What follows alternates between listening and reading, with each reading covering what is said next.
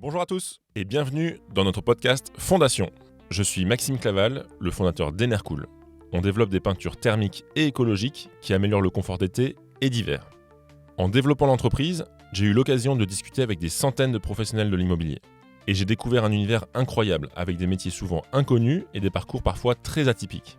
C'est pour ça qu'avec l'équipe d'Enercool, on a décidé de créer ce podcast. Des acteurs engagés autour de l'immobilier nous expliquent leur parcours, leur vision, leurs victoires, leurs échecs et surtout les leçons qui en découlent. J'espère que vous aurez autant de plaisir à écouter ces échanges que j'en ai eu à m'entretenir avec eux. Salut Alexandre, ça va ? Bonjour, ça va très bien, merci. Merci de nous recevoir dans le podcast Fondation. C'est un plaisir de pouvoir échanger. On va pouvoir discuter un peu de toi, de ta personne, Alexandre, de qui es-tu, Alexandre Florentin. J'ai vu sur LinkedIn que tu étais ingénieur, que tu étais passé chez Carbone 4 et que tu as ensuite fait pas mal de choses. On va parler climat principalement, voilà, parler un peu de tout ça. Est-ce que tu peux commencer par te présenter, s'il te plaît ? Donc, je m'appelle Alexandre Florentin, j'ai bientôt 40 ans.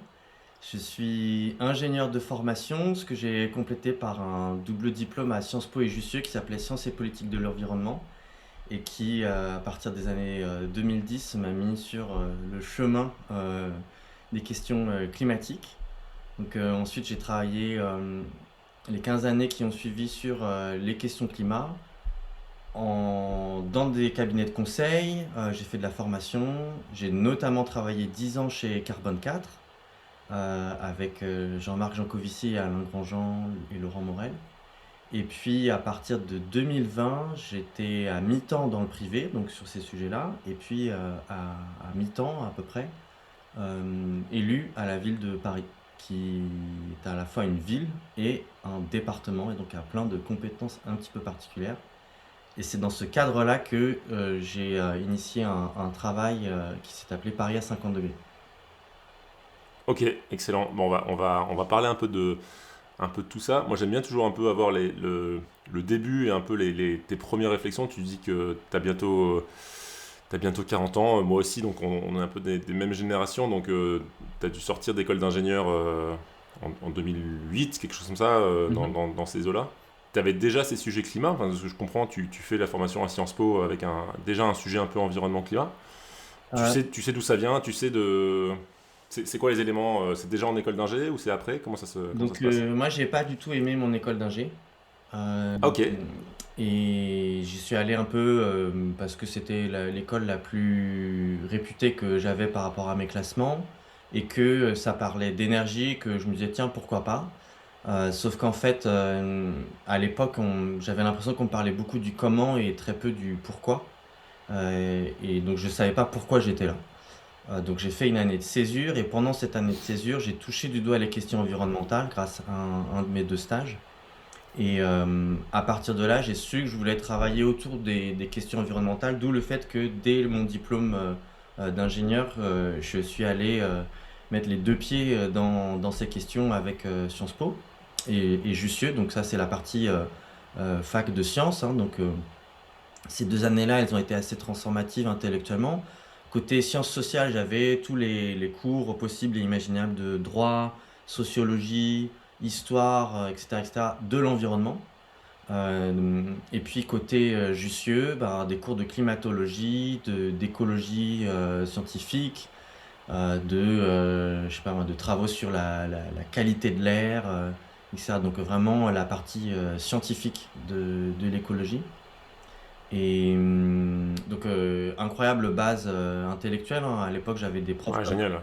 comme Hervé Le Treut, comme Laurence Tubiana, Bruno Latour, François Gémen, Arnaud Gosselin.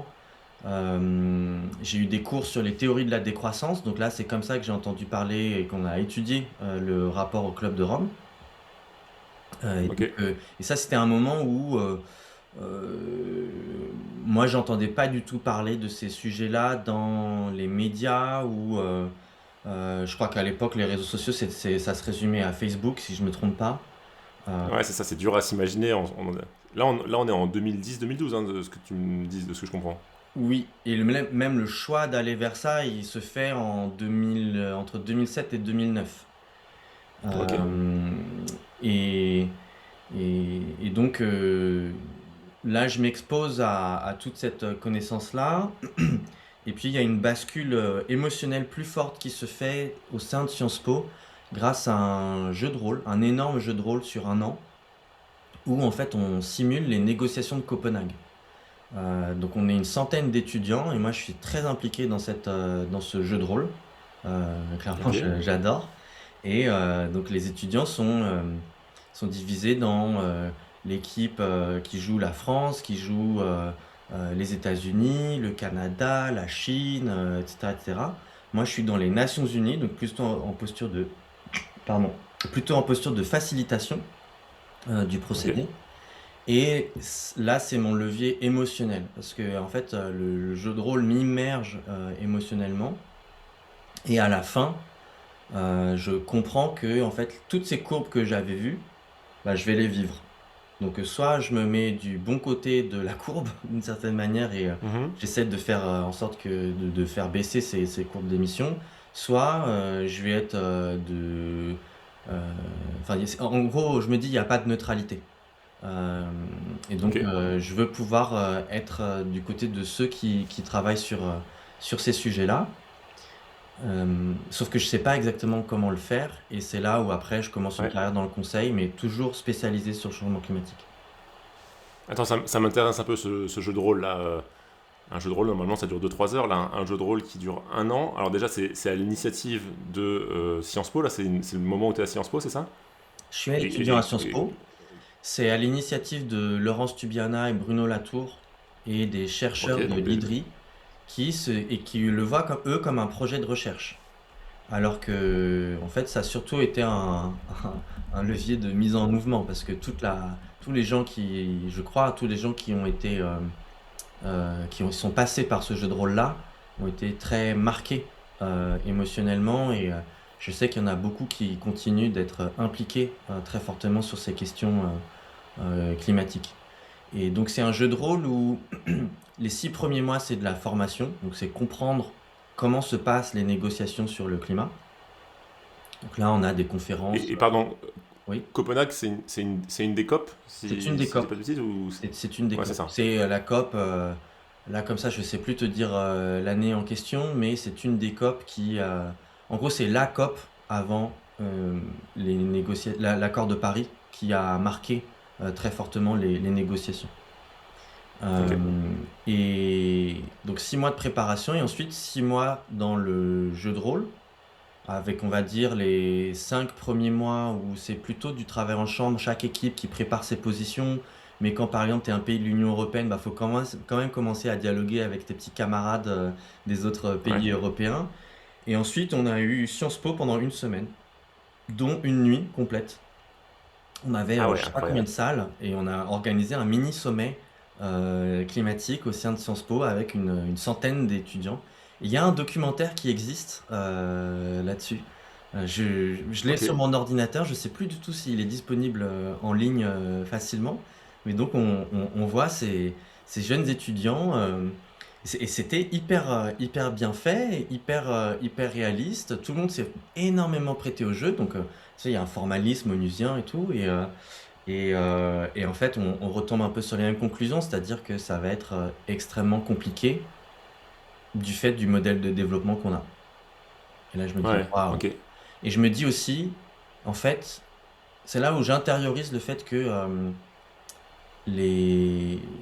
que je le veuille ou non, j'ai une part de responsabilité dans ce qui arrive. Euh, Mhm. et que, par exemple, à cette époque-là, je prenais beaucoup l'avion. J'étais dans une autre association étudiante européenne pour laquelle je donnais des formations sur la prise de parole en public, le travail en équipe, ce genre de choses. Et, euh, et là, je me dis, waouh, mais en fait, je participe, je suis pas du bon côté de la courbe là, Mhm. dans ce que je fais.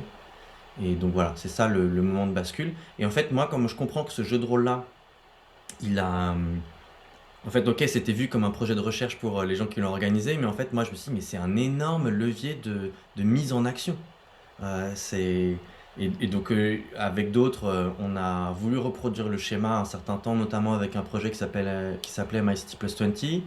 Et c'est quelque chose qui va continuer de m'accompagner puisque là, plus récemment pour ma campagne pour les municipales, on a développé un jeu de rôle où là, c'est pas sur une échelle de négociation internationale, tu joues le fait d'être au conseil municipal de ta ville et tu dois établir un plan fraîcheur.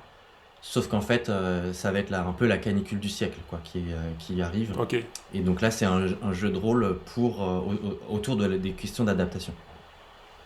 ok, excellent. Ok, donc ça te suit un peu ce sujet de jeu de rôle au fil des ans. Bah, ce qui me suit surtout, c'est qu'est-ce qui est efficace pour mettre les gens en mouvement. Et en fait, un jeu de rôle fonctionne très très bien.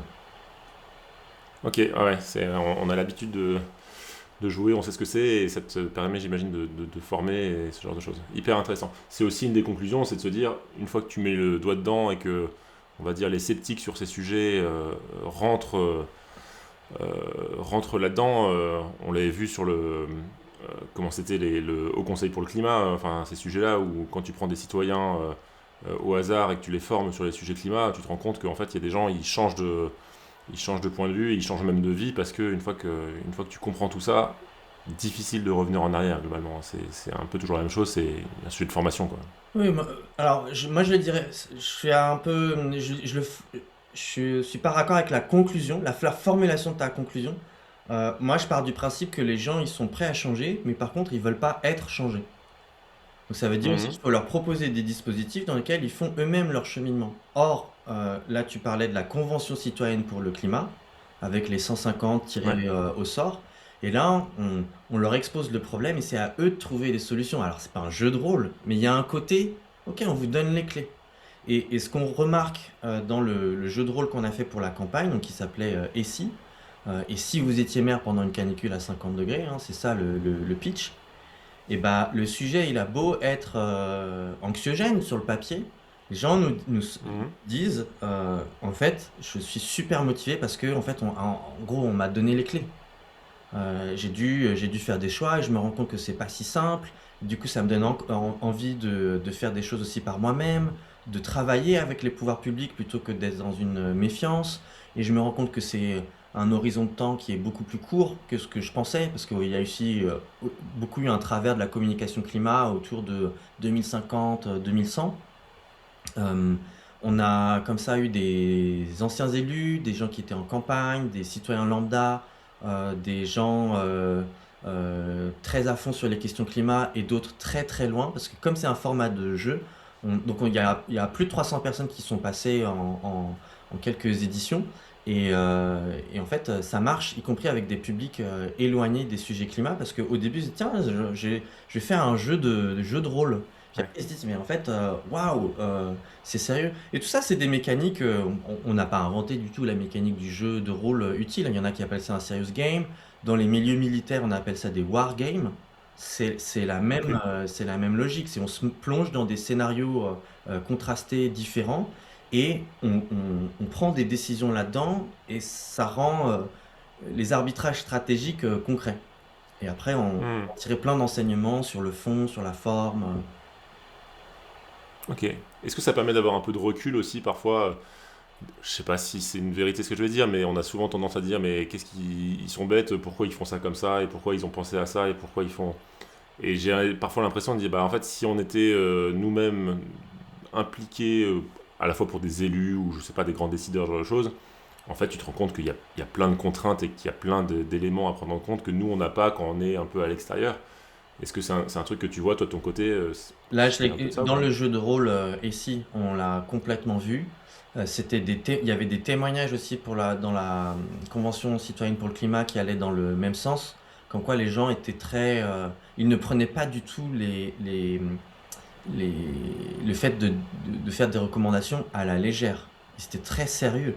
Ils se disaient, mais Hmm. est-ce que ça tient? Est-ce que, effectivement, compte tenu des champs des contraintes, et c'est là où le fait d'avoir un tirage au sort de 150 personnes, ça permet d'avoir une représentativité de la population française, et donc de ces contraintes très concrètes du quotidien. Ça, c'était quelque chose de très fort. De ce point de vue-là, la convention, elle est complètement réussie. Ce qui a posé problème, c'est la promesse, c'est la trahison Hmm. politique derrière. Et c'est ça qui Ouais, oui, fait très mal à la démocratie, ce genre de choses.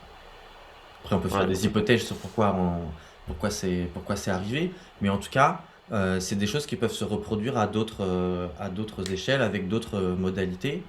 D'une certaine manière, la mission Paris à 50°, c'est l'équivalent d'une convention citoyenne, mais appliquée à des élus qui ne se font pas confiance. Mhm. Il n'y a pas de confiance au point de départ. Et le jeu de rôle dont on parle, qu'on a créé, il est adapté, c'est sûr, pour former les élus et préparer les populations. Et je pense aussi qu'il est utile et performatif en entreprise. Sur les questions d'adaptation, en fait, on pourra peut-être approfondir ce point-là, mais il y a vraiment une Mhm. notion de c'est territorial et c'est très vite politique au sens de il va falloir faire des choix de société forts. Et le fait de d'abord jouer dans une posture euh, assumée comme politique, eh ben, ça aide aussi à faire des arbitrages différents ou voir des choses que vous auriez peut-être pas vues. Par exemple, pour l'immense majorité des entreprises de bureaux, enfin, avec des gens qui travaillent dans des bureaux, ils se disent pas forcément, ah tiens, ma vulnérabilité numéro un, c'est si les écoles du coin ferment parce que pendant une canicule, Mhm. parce qu'il ferait trop chaud et en fait, ça va venir perturber l'organisation du travail à un niveau très fort. Et si c'est juste un 24-48 heures, ça va passer. Enfin, c'est les employés hein, qui vont encaisser le coup. Mais si ça dure plus longtemps, là, ça va être compliqué. Tandis que si vous entrez par la porte sociétale du bien commun, bah, ce truc-là, il arrive systématiquement dans les radars des gens. Ouais, c'est intéressant. Tu vois, c'est marrant que tu donnes cet exemple. Il y a eu des discussions là-dessus récemment à Nantes. J'étais invité à un moment donné à discuter avec les élus, enfin les candidats aux élections, tu vois, et donc par curiosité et aussi pour voir un peu tout ça, on avait l'occasion de poser des questions, et alors pas sous l'angle climat, tu vois, mais il y avait un peu, une réunion sur des sujets économiques. Alors je sais pas trop pourquoi j'étais Ok. invité, parce que je représente une boîte de 4 personnes, ça n'est pas, pas un gros enjeu, mais peu importe. Tu vois, il y avait un peu ce sujet des écoles, de se dire, rien que le fait que quand des écoles ferment ou que les effectifs sont réduits et que malheureusement les écoles doivent fermer, ça a un impact économique direct parce que en fait, tu as des dizaines, des centaines de parents qui sont obligés de s'adapter à ça. Et effectivement, le climat, c'est une très bonne remarque. C'est aussi un point clé de se dire, ok, ben en fait, qu'est-ce qui se passe si en juin et en septembre les écoles ferment à cause des canicules? C'est un vrai sujet. Je veux bien qu'on en parle tout de suite à la limite de l'adaptation, puis après on repassera un peu sur ton parcours, sur le conseil, ça m'intéresse aussi, mais est-ce que tu as eu comment dire, tu parles finalement assez peu, enfin dis-moi si je me trompe, hein, mais de baisse des émissions de CO2 pour parler vraiment adaptation, ce qui me semble un angle plus concret et plus palpable que peut-être le CO2. Euh, Est-ce que tu peux m'en parler, enfin comment tu prends ces sujets-là? Donc, je peux donner cette impression parce que, en fait, j'ai un écho médiatique bien plus important depuis que je suis élu et que j'ai travaillé sur la mission Paris à 50°. Mais historiquement, j'ai surtout travaillé sur l'atténuation. Ma carrière dans le conseil, elle s'est construite autour des questions d'atténuation. Ok. Déjà dans le conseil pour des acteurs privés, des acteurs publics, j'avais fait des travaux sur l'adaptation. Et puis je suis élu avec les élections municipales de 2020. Je connais assez bien la stratégie climat de la ville de Paris parce que j'avais mis un peu les mains dedans en tant que consultant des années avant. Et mon analyse, c'est que euh, côté atténuation, il y a beaucoup de gens, beaucoup de choses qui se font. La seule grande zone d'ombre à Paris, c'est l'aérien des touristes, qui est toujours mis Ok. de côté, et dans les chiffres et dans les discours. C'est un peu comme si, ce qui est quand même assez... enfin, je veux dire, s'il y avait des analystes climat pour des entreprises, si Paris était une entreprise, en gros, on dirait, mais où est le scope 3 quoi? Euh, Hmm. Là, bon, il n'est pas là. Il a fallu 4 ans de lutte pour arriver à remettre le sujet sur la table. Mais par contre, côté adaptation, je me disais, là, par contre, c'est évidemment pas dit comme ça. La ville ne découvrait pas les sujets d'adaptation hein, avec mon arrivée. Mais sans le dire, c'est un peu comme si la ville se préparait simplement au retour d'une canicule comme 2003. et donc ne se préparait pas à la suite. Et donc là, je me dis déjà, il y a un problème de santé publique qui nous pend au nez. On a aussi, j'avais dans un coin de ma tête une étude de Météo France de 2017 qui disait qu'on pouvait avoir du 50-54 degrés en France métropolitaine dans la deuxième moitié du siècle. Et moi, quand j'avais fait mes études de climatologie, c'était pas du tout des ordres de grandeur dont j'avais entendu parler. Mais c'est aussi qu'en fait, la climatologie, elle travaille beaucoup sur les moyennes, sur des moyennes géographiques, des moyennes temporelles. Et là, on parle d'extrêmes. Et bon, ça pose il y a plein de difficultés méthodologiques à aller regarder ces queues de distribution. Mais moi, j'ai quand même ce papier-là en tête et je me dis, bon, attendez, 45, 50 degrés, c'est pas du tout il se passe pas du tout la même chose. Et donc, je me dis, il faut creuser ce sujet-là. Et le dernier argument, et là, il est très politique, euh, c'est que déjà, si on ne s'y met pas, la population aura raison de pointer ces élites politiques du doigt, mais aussi ces élites économiques, hein, soit dit en passant. Et si on s'y met pas, finalement, c'est les droites ou ou l'extrême droite qui pourraient récupérer ce sujet-là parce que l'adaptation, c'est un vocabulaire de la protection et donc c'est fongible, c'est fongible avec certaines valeurs de droite. Donc je le vois pas comme un problème, sauf si ils proposent des mesures d'adaptation qui ne vont pas à la racine, ou pour ce qui serait de l'extrême droite, ne seraient pas humanistes comme moi je souhaite faire de la politique, ou républicaine, quoi, par exemple. Et, et donc c'est pour ça que je propose d'avancer sur ce sujet. Et je fais le pari que effectivement, et donc ça c'est un pari qui a été très gagnant, c'est que l'adaptation c'est du réel, c'est du ici et maintenant. C'est pas comme si on avait fait dans les années, au début des années 2000, hein, avant 2003. Là, voilà, tout le monde a une histoire de canicule à raconter. Et après, on peut rentrer dans le détail, mais 50 degrés, c'est plus malin que de parler de moyenne. Parler des températures et des canicules en ville, bah, c'est plus intéressant que tous les autres indicateurs environnementaux parce que voilà, tout le monde a un ressenti là-dessus et on peut construire à partir de ça. Ouais, c'est hyper intéressant. C'est parfois un peu le reproche qu'on fait à certains climatologues de dire on n'y comprend rien, vaut plus de degrés, c'est pas suffisamment fort, c'est pas suffisamment impactant. Il y a un côté de ok, super, plus de degrés, on va passer de 25 degrés à 27 degrés. Moi, je trouve ça génial. Et effectivement, ce pari à 50 degrés, il est impactant et tout de suite, il touche à des sensibilités qui sont plus profondes. Les climatologues, ils font très bien leur job, et là, en fait, on parle d'un job politique qui n'est en général pas bien fait. Donc, il faut plutôt pointer du doigt les gens qui font de la politique dans ce cas-là. Et ce que ça montre aussi, c'est qu'en fait, c'est pas la précision de l'analyse qui compte tant que ça, que la force du cadrage. Et là, quand on dit Paris 50 degrés, en fait, il y a déjà, c'est un peu comme le début d'une pièce de théâtre, quoi. Il y a une unité, il y a limite une unité de temps, une unité de lieu. Euh, et ensuite, on raconte l'histoire. Et du coup, on se concentre sur des histoires humaines plutôt que de raconter des histoires climatiques. Et c'est en ce sens que le fait d'avoir osé parler de l'extrême, enfin, ça a fait 50% du job. Et je pense que l'autre 50% du job, c'est le fait que ce soit une mission transpartisane. Parce que ça aurait pas été la même chose non plus. Voilà, et en supposant que j'ai eu les moyens en temps, en ressources humaines pour le faire, techniquement, j'aurais été capable de l'écrire tout seul, ce rapport Paris à 50 degrés. Mais ça aurait pas été la même chose.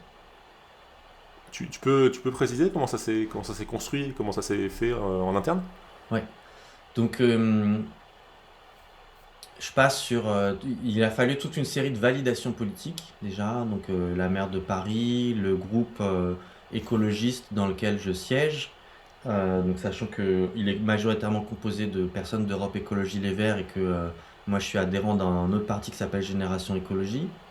Mais donc euh, le groupe a soutenu la démarche, est allé voir la maire qui a soutenu la démarche et ensuite on a 29 conseillères et conseillers de Paris sur 163 qui ont accepté de donner une signature pour dire ok, on va le faire sous format de mission transpartisane. Ce qui est drôle, c'est que pour la droite, c'est Rachida Dati qui a mis sa signature. Euh, donc ça se lance en 2022, sachant que moi je le propose fin 2020. Et pendant ces 2 années-là, je pourrais revenir, mais en gros, je fais un travail dans le 13e arrondissement, un travail d'enquête. Mais donc ça commence en septembre-octobre 2022. Ça dure 6 mois. Il y a 5 mois d'audition. Donc là, ça ressemble un peu au formalisme à l'Assemblée nationale sur les commissions d'enquête mixtes parlementaires. Pendant ces 5 mois-là, pendant ces 5 plus 1, donc 5 mois d'audition et 1 mois de discussion entre élus pour savoir ce qu'on met dans le rapport et quelles préconisations on formule tous ensemble. Les 5 premiers mois, c'est des auditions. Donc on auditionne tout un tas de gens qui en fait sont exposés de par leur métier aux problèmes de chaleur. Donc restauration, santé, maraude, des gens autour de l'enfance ou de la petite enfance, des gens qui organisent des festivals, euh, plein de types de métiers, d'événements, en gros ce qui fait la ville, hein.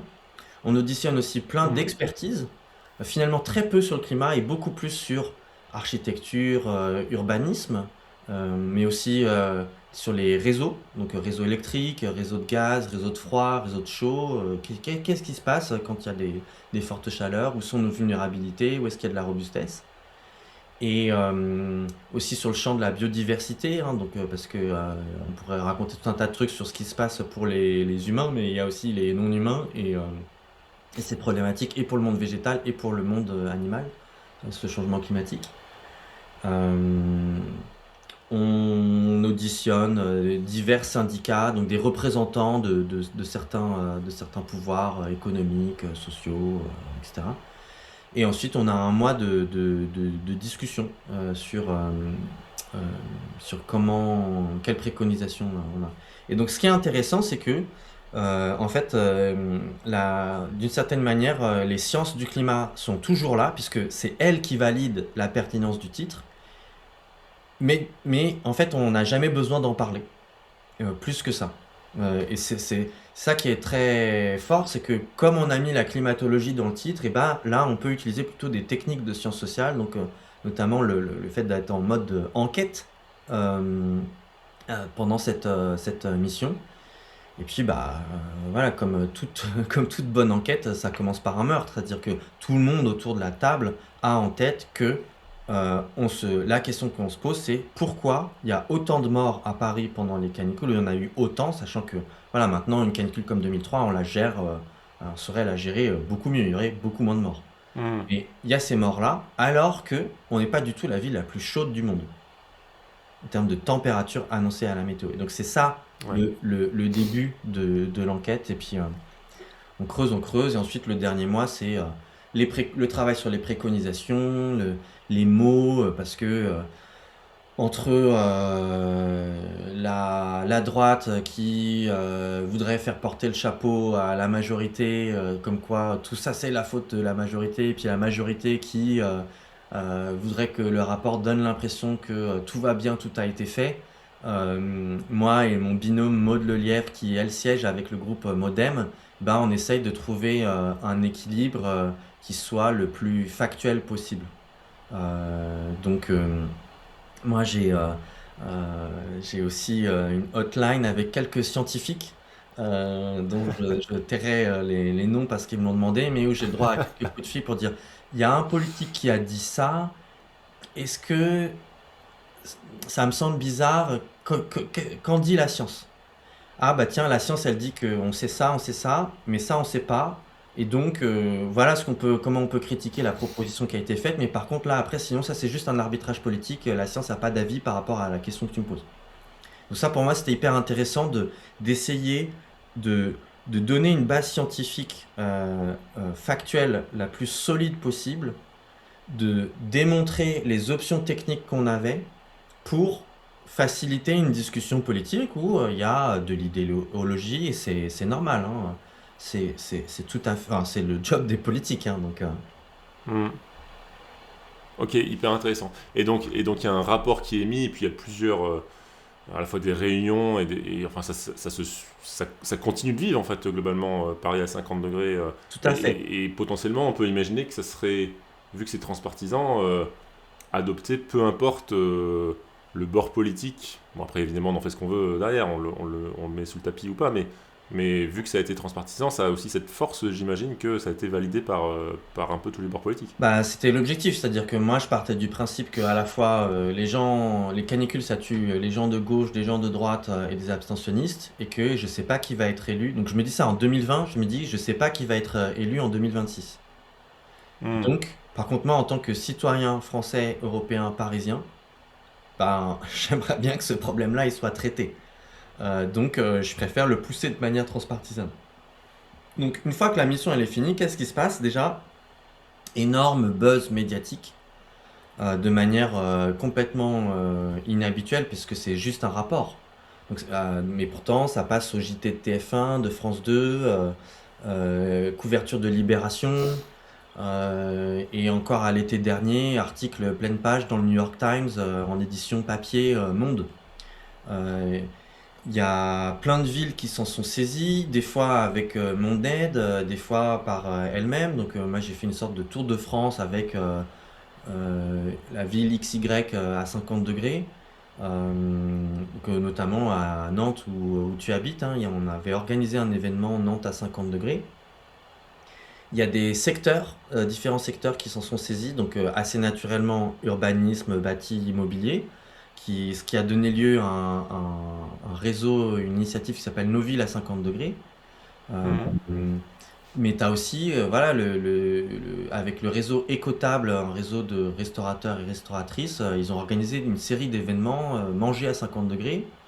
Le théâtre de l'Odéon sur la base du rapport et en approfondissant des choses qui leur sont spécifiques, ils ont fait une étude qui s'appelle Jouer à 50 degrés, qui s'est diffusée, etc., etc., etc.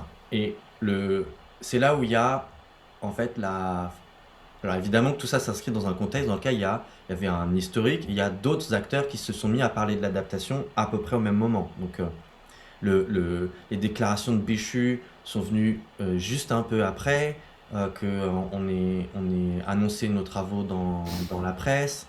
Euh, mais donc ça a Alors participé. pardon, j'ai pas en tête les déclarations de Béchu. Donc pardon, Christophe Béchu, alors ministre de l'écologie, a lancé les travaux qui ont ensuite donné lieu au plan national d'adaptation au changement climatique, donc dans une nouvelle version, et notamment en parlant de la France à plus 4 degrés. Ok. Qui est quelque chose qui est juste climatiquement parlant, mais qui, politiquement parlant, ça n'a pas percé le mur du son médiatique plus que ça.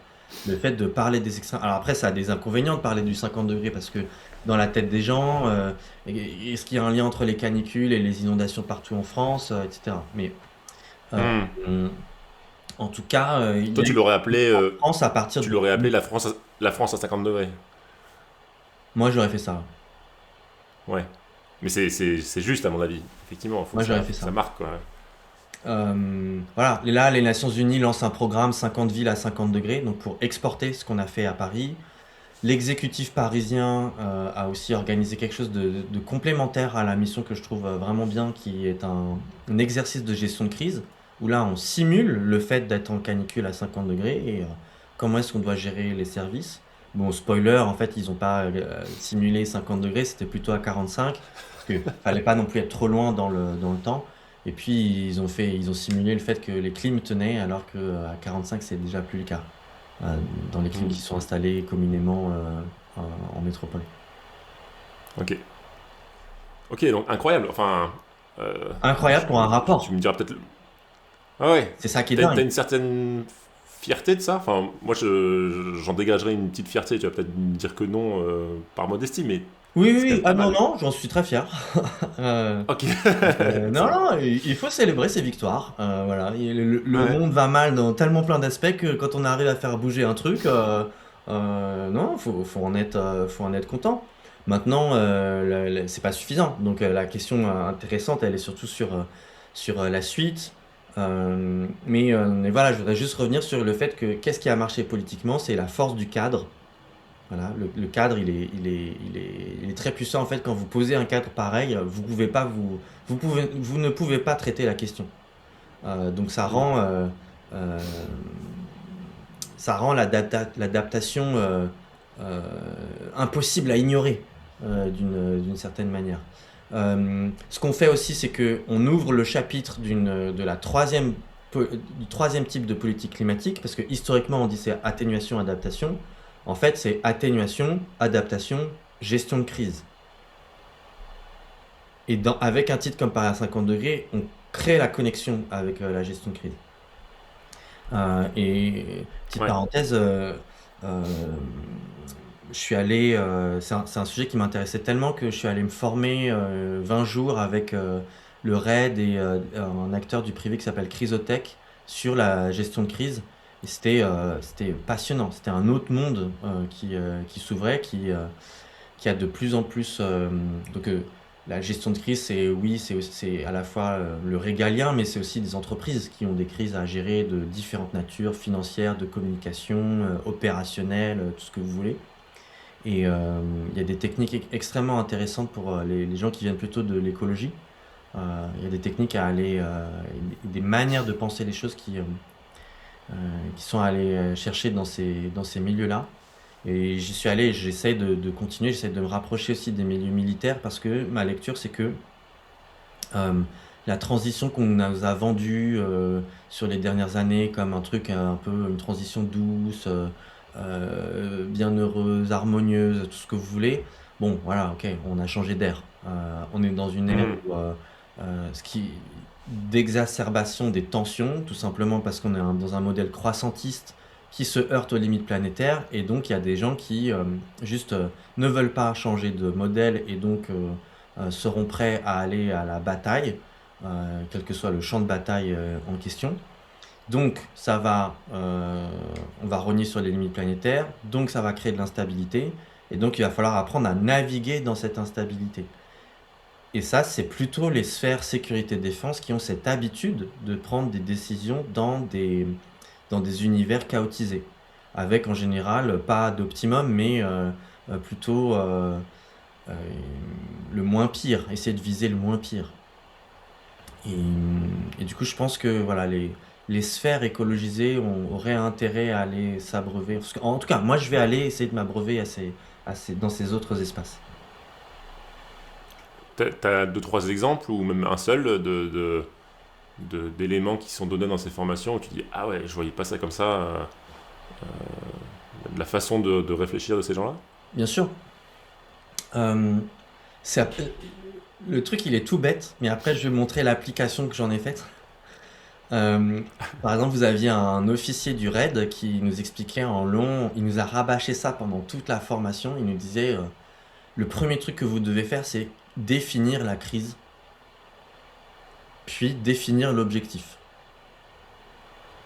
Ça paraît tout bête, tu dis, bah, enfin, oui. Mhm. Bon, sauf qu'en fait, quand tu es en crise, il y a toujours un facteur stress, donc voilà. Et il y a des fois où on nous a mis en situation de stress, parce que c'est des univers qui font beaucoup de jeux de rôle pour s'entraîner. Et en fait, tu te rendais compte que mis sous stress, il y a les trois quarts de la promo qui est de civils, hein, on était tous des civils. Euh, à quelques exceptions près, les trois quarts de la promo, on oubliait de se rappeler, juste se dire entre nous, mais est-ce qu'on a la même définition de la crise? Et ensuite, est-ce qu'on a la même définition de l'objectif? Bon, donc on s'entraîne à ça. Moi, ça m'aide à construire ce réflexe. Et puis arrive la canicule de juin 2025. Juin 2025, il y a des écoles, à peu près 1 millier de classes qui ferment en France. Et vous avez Marine Le Pen qui dit, bah voilà, en fait, il faut faire du 100% clim. Partout, à la maison, école, hôpitaux, tout ce que vous voulez, de la clim. Et ben, il n'y a personne sur un plateau télé qui lui a posé la question, mais Madame Le Pen, quelle est la crise? La crise, là, c'est qu'il y a des publics vulnérables dans des espaces publics qui sont exposés à de trop fortes chaleurs. Quel est l'objectif? Protéger ces populations-là maintenant. Donc un 100% clim, on peut en débattre, mais c'est pas du tout l'objet, c'est pas ça qui va sauver ces populations ici et maintenant. Alors que si on redéfinit bien la crise et on définit bien ce qu'on veut faire dans cette crise-là, à ce moment-là, moi la proposition que j'émettais, mais vous doutez bien, tu te doutes bien que j'avais pas le même niveau d'exposition médiatique, euh, le- le- Mhm. là, moi ma proposition c'était, il faut travailler l'accessibilité des lieux naturellement frais ou déjà climatisés pour les populations vulnérables. Donc ça, on aurait pu se mettre à se dire, bah tiens, est-ce qu'il faut qu'on organise l'accès, donc l'accès physique, l'accès financier, parce qu'il y a des fois où c'est des lieux qui sont accessibles physiquement, mais ils sont très chers. Et puis s'ils sont pas chers ou gratuits, et ben des fois il y a des populations qui n'oseraient pas y aller s'il n'y a pas un dispositif public qui leur montre qu'en fait elles sont autorisées à y aller. Je vous donne un exemple très simple. Pendant les canicules, un des meilleurs refuges climatiques qu'il y a à peu près partout en France, c'est les églises. Bon, bah, on aurait pu Mhm. avoir une discussion de, tiens, est-ce que on organise une programmation laïque, culturelle, multiconfessionnelle parfois, dans les églises, dont la rénovation est, si je me trompe pas, plutôt payée par les impôts de tout le monde. Donc, oui, ça appartient à tout le monde, et donc, oui, on peut aller s'y réfugier en période de canicule. On peut ne pas être d'accord avec cet exemple-là, mais en tout cas, tu vois, juste bien définir la crise, bien définir l'objectif, bah, on n'arrive pas du tout aux mêmes solutions. Et, et- et sur le long terme, après, par contre, oui, ayons le débat sur la clim. Ok, hyper intéressant, ok, ça marche. Et donc ça, tu fais ça de ton côté, de ce que tu disais un peu côté civil, de dire, ok, je veux en apprendre plus sur ces sujets-là, je veux monter en compétences, et donc c'est ouvert à tous, chacun peut le faire? Là, ça, c'était une formation payante donc elle est hébergée par la Sorbonne et co-organisée par le RAID et Chrysotech. Et il y a 2 promos Ok, par an. Et j'ai trouvé ça, moi j'ai trouvé ça passionnant et les anciens élèves ont trouvé ça hyper riche aussi. trop bien. Je voudrais reparler un peu juste, si on reprend chronologiquement, euh, de ton passage, on va dire, d'ingénieur conseil au passage politique.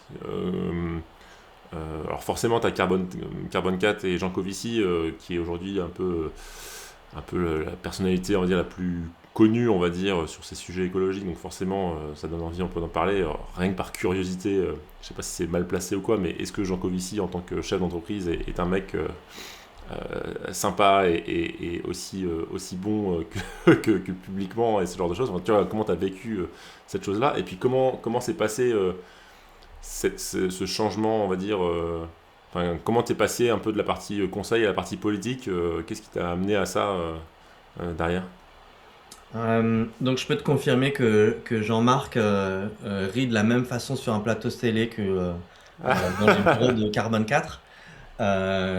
Et que c'est quelqu'un qui est très cohérent. Il est très cohérent, donc il n'y a pas de divergence dans sa manière d'être quand il passe sur le JT de TF1, quand tu l'accompagnes à un rendez-vous client, ou que tu l'amènes dans un rendez-vous enfin voilà, tout ça est très cohérent. Euh, et le passage en politique, il s'est fait d'autant plus facilement que j'avais le soutien des associés de Carbone 4 parce que, en fait, j'ai eu une posture similaire. En fait, ce qui compte quand tu commences à devenir un personnage public, ce qui compte, c'est la cohérence. Parce que si Hmm. t'es pas toi-même partout tout le temps, en fait, les gens se disent, mais du coup, je parle auquel? Et donc, moi, ce que j'ai fait en politique, c'est que j'ai juste fait ce que je faisais en tant que conseil consultant. Simplement, enfin, tu vois, en termes de discours, les thèmes abordés. Simplement, après, il faut comprendre les règles du jeu politique et le fait que la politique, c'est que de la pression mutuelle, du rapport de force. Et il y a plusieurs manières de créer du rapport de force. Il y en a quatre, et ça, c'est Delphine Batho, ancienne ministre de l'écologie, députée des Deux-Sèvres, qui m'a donné ce repère-là, et ça m'a été très utile. Euh, les quatre manières, c'est l'information, l'intérieur, l'extérieur, l'expertise. L'information, c'est quoi? C'est le royaume des maîtres espions, ou bien de ceux qui sont déjà tout en haut du pouvoir. Donc ils ont un dossier, comme on dit, ou bien, par exemple, Emmanuel Macron, quand c'est le seul à savoir qu'il va appuyer sur le bouton de la dissolution dans moins de 24 heures, en fait, ça lui donne un avantage. Donc, ça lui donne du pouvoir. Mhm. Ensuite, il y a contrôler l'intérieur. Ça, c'est le royaume des apparatchiks, comme on dit. Donc, c'est ceux qui connaissent toutes les règles, qui comprennent très finement qu'est-ce qui va faire que telle motion à l'intérieur du parti va plutôt bouger comme ci, comme ça, et comment on va faire, etc., etc. Euh, et quand tu maîtrises bien ce jeu-là, bah, tu peux aller très loin, hein, parce que des apparatchiks en politique nationale, c'est vraiment pas ce qui manque. C'est les fameux profils de gens qui n'ont jamais rien fait d'autre que d'être en politique. Ensuite vient Mhm. l'extérieur et l'expertise. L'extérieur, c'est quoi? C'est quand par exemple quand tu vas prendre la. Donc soit tu peux être à l'intérieur tu peux être élu et jouer sur l'extérieur. Ça veut dire que par exemple, tu vas relayer les prises de position d'une ONG ou d'un syndicat à l'intérieur de l'hôtel de ville, en l'occurrence. Ou bien quand tu vas toi-même avoir une position à l'intérieur de l'hôtel de ville, ben en fait, tu vas être relayé par des associations et qui vont dire oui, oui, ou des collectifs d'habitants, par exemple, oui, oui, ce que cette personne l'a dit, en fait, c'est pas juste Alexandre Florentin ou Maxime Claval qui le dit, en fait, c'est représentatif de quelque chose de plus grand à l'extérieur. Donc là, c'est les profils activistes ou des profils de gens juste qui relaient des positions collectives qui viennent de l'extérieur. Et puis il y a l'expertise, parce que quand bien même on serait dans un monde un peu post-vérité, en fait, si tu racontes pas complètement n'importe quoi, et notamment si tu dis 50 degrés, qu'ensuite des scientifiques disent oui, oui, c'est un scénario qu'on peut plus exclure, et bah ça te crédibilise. Clairement, moi j'ai utilisé euh, l'expertise à fond. J'ai fait le maximum, enfin j'ai essayé beaucoup de choses sur l'extérieur. Parfois ça a marché, parfois ça n'a pas marché. Et j'en profite pour dire que je vous assure que il y a un enjeu majeur à structurer les gens qui se sentent écologistes. Par exemple, je donne juste le cas de LinkedIn. LinkedIn, c'est un réseau qui est très écolo, au sens où si tu dis une connerie écologiste, tu vas être repris. Tu vas être repris par les pairs, quand bien même c'est pas dans ton univers, tu vois, à un moment il va se passer un truc qui fait que, Mhm. paf, euh, bon, bah, tous ces gens-là, ils sont pas coordonnés politiquement. Euh, ils ne pèsent pas dans le jeu politique, ces gens-là. Ils sont pas organisés. Individuellement, ils disent oui, oui, moi je veux plus d'écologie, mais en fait, ils font rien ou pas grand-chose collectivement dans le champ politique. Ils font en général beaucoup de choses Mhm. collectives dans le champ du privé ou de l'associatif, mais pas dans le champ politique. Ils cherchent pas à peser sur le champ politique. Et ça, ben, c'est très très limitant parce que si tu te mets à la place de quelqu'un qui serait un pur opportuniste en politique, bah, du coup tu te dis, bah, si je fais pas avancer le sujet, c'est pas grave. Personne va me faire chier et personne va me le demander. Et personne va me porter à l'élection pour faire ça. Donc j'invite vraiment les gens qui pourraient nous écouter à s'intéresser à la politique, quand bien même on a l'impression que c'est toujours sale, que c'est ci, que c'est ça. Ok, ça, c'est la médiatisation du débat national. En vrai, la réalité du débat à l'Assemblée nationale, c'est pas exactement la même déjà. Il y a plein d'élus que vous connaissez pas parce que justement ils font le taf, ils sont pas juste sur les plateaux à lancer la petite phrase. Ces gens-là, faut les aider. Vous en avez sans doute plein dans vos collectivités territoriales. Rapprochez-vous d'eux, d'elles et eux. Ne les laissez Ouais, ce que pas tu tout veux dire, seuls c'est pendant la mandature qui vient. C'est hyper, hyper, hyper important. Ok. Concrètement, toi, moi, je me sentirais dedans parce que tu vois, j'ai pas forcément d'action, on va dire, politique. Voilà, ça veut dire quoi? C'est envoyer des mails, passer des coups de fil, participer à quelques réunions et se mettre un peu là-dedans. Bah, là, on est le 20 février, il y a les deux tours des municipales qui arrivent bientôt. Soit tu es déjà connecté, ou tu as déjà un peu fait ton choix, ok, c'est le moment de toquer à la porte des listes que tu trouves intéressantes. Si tu as déjà fait si t'as déjà fait ton choix, tu peux les aider, tu vas voir que tu vas être accueilli à bras ouverts pour organiser un apéro chez toi, pour aller aider sur le terrain ou quoi que ce soit. Mais pardon, si on fait fi de cette phase-là qui est un petit peu particulière, pour la suite, ce que tu pourrais faire, c'est plutôt, bah, tiens, ouais, invite des élus que tu dis, tiens, je pense que enfin, où tu sais, par exemple, que cette personne-là, elle a une voix que tu trouves intéressante, invite-la dans ton podcast. Hmm. Participe à donner de la visibilité. Aide à organiser des choses qui vont mettre en avant. Quand cette personne-là, elle va avoir une position que tu trouves intéressante, relaie-la sur les réseaux sociaux. Pour que Parce que ce qui va compter, en fait, c'est la perception des autres élus par rapport à cette personne-là. Et je te donne un exemple tout simple, mais moi, je me suis battu pour que Paris, première destination touristique du monde, dise dans ses plans qu'elle souhaite que les créneaux d'atterrissage et de décollage des 4 aéroports franciliens baissent. Donc c'est une prise de position qui est juste incroyable. Bah, j'ai pas réussi à être relayé par les associations sur ce genre de position alors qu'elles sont très cohérentes avec leur propre position. Euh, et du coup, ça donne Mais l'impression pour quelle aux raison? autres élus, aux autres forces politiques,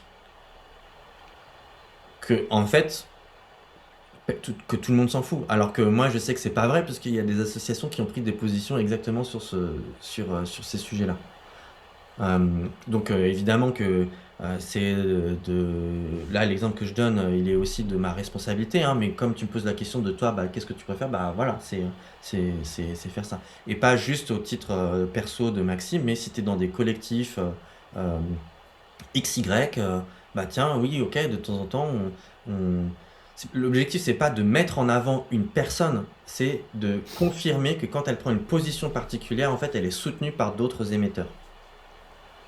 Ok, hyper intéressant. Et toi, globalement, c'est le choix que tu as fait, mais de façon plus importante. T'as eu un moment où c'est encore le cas, je sais pas, où tu as fait privé et politique Oui, oui, entre 2020 et 2025, j'étais à moitié-moitié, euh, entre le Et privé c'est possible. et le politique. Comment? C'est possible. Bah, l'immense majorité des élus en France font ça, hein, parce que ton indemnité Ouais, c'est ça. d'élu, elle n'est pas toujours franchement alignée avec les revenus que tu peux avoir dans le privé ou, enfin, tu vois, dans des petites communes, un maire, ça touche le SMIC, je crois, c'est quelque chose comme ça. Hmm. Donc, euh, tu, tu- tu- c'est plutôt des temps partiels. Euh, les élus qu'on voit le plus à la télé, oui, là d'accord, ils sont députés, ils sont ci, ça, des fois ils cumulent. Donc oui, ils ont des indemnités qui correspondent à des temps pleins.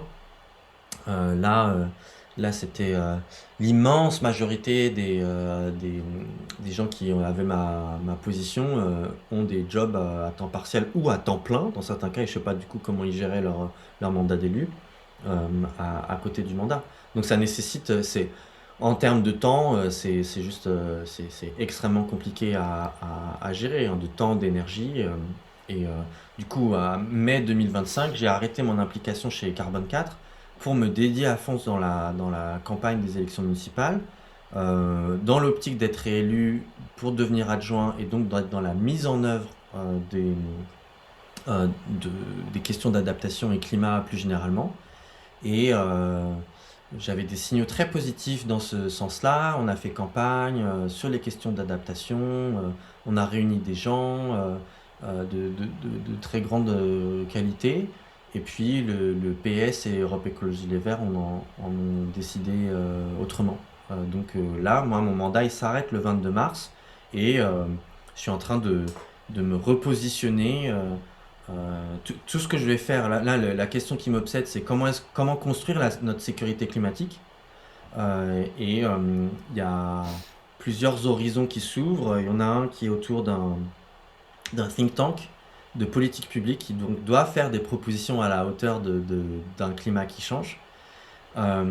Le deuxième, c'est un mouvement citoyen parce qu'en fait, les questions d'adaptation, elles font déjà souffrir des gens. Donc, ils veulent se bouger, ils veulent apprendre à, par exemple, mieux gérer la chaleur chez eux, dans leur immeuble. Ils veulent être exigeants par rapport au pouvoir public et les soutenir quand ça avance dans le bon sens.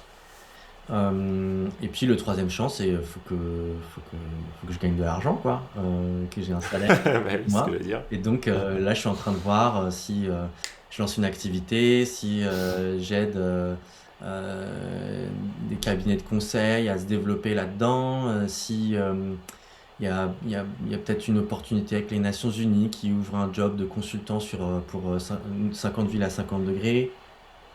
Je suis intéressé aussi par les opérateurs d'importance vitale, EDF, RTE, des grands groupes comme ça aussi, où en fait ils doivent absolument s'adapter. C'est un impératif absolu chez ces entreprises. Donc pourquoi pas aller travailler là-bas. J'ai des pistes et puis T'as plein de pistes. on va voir. Ouais. C'est Et encore très je m'en récent. fais pas Là, trop pour toi, enfin, je veux dire. on se parle le 20 février, je sais pas quand le podcast sera diffusé. Euh, on se parle le 20 février. En gros, ça fait un mois que j'ai tranché dans le fait que, ok, accepté, je ne serai pas de nouveau candidat à cette élection. Ça marche. Justement, juste pour revenir sur la candidature à l'élection, c'est quoi? C'est un jeu d'appareil politique où toi, t'es, ce que j'ai compris, élu je sais pas si on peut dire un petit parti, mais en tout cas pas Europe Écologie Les Verts, et du coup, les appareils politiques font que t'as pas été reconduit, enfin, que je Oui, c'est comprenne un ça. peu la mécanique, c'est ça? C'est aussi simple que ça. Là, le périmètre de la majorité s'est rétréci par rapport enfin, entre la liste actuelle et puis la majorité précédente. Je suis pas le seul, hein. Il y a aussi le parti animaliste. Vous avez une figure très visible comme Alice Coffin, qui elle a au-delà de beaucoup d'autres qualités et de divergences que je peux avoir sur le fond avec elle. C'est quelqu'un de très très courageux, très professionnel et qui a une capacité à ramener des voix que personne d'autre dans l'espace politique n'a. Et donc la liste PSELV, moi je lui souhaite quand même de gagner parce que c'est celle dont je me sens le plus proche, mais ils prennent un risque à cause de leur lutte intestine. Donc ça fait partie du jeu politique, c'est ce que je disais sur les apparatchiks, c'est-à-dire il y a 4 manières de faire dans le rapport de force et il y a des gens qui sont très très très très bons pour contrôler l'interne. Bon bah voilà, là ils ont gagné. Ok, ça marche. Bon, excellent. Merci beaucoup, Alexandre. Je crois qu'on a fait le tour. N'hésite pas si tu as des choses à rajouter, mais c'était franchement Ouais, hyper bien intéressant sûr, parce que je peux pas finir sur un mot pareil. Non, voilà, sortons sur une voie positive. Je sais pas si tu as des choses à ajouter, je t'écoute. Là, la suite des opérations, c'est que il faut que on trouve les chemins collectifs pour construire notre sécurité climatique.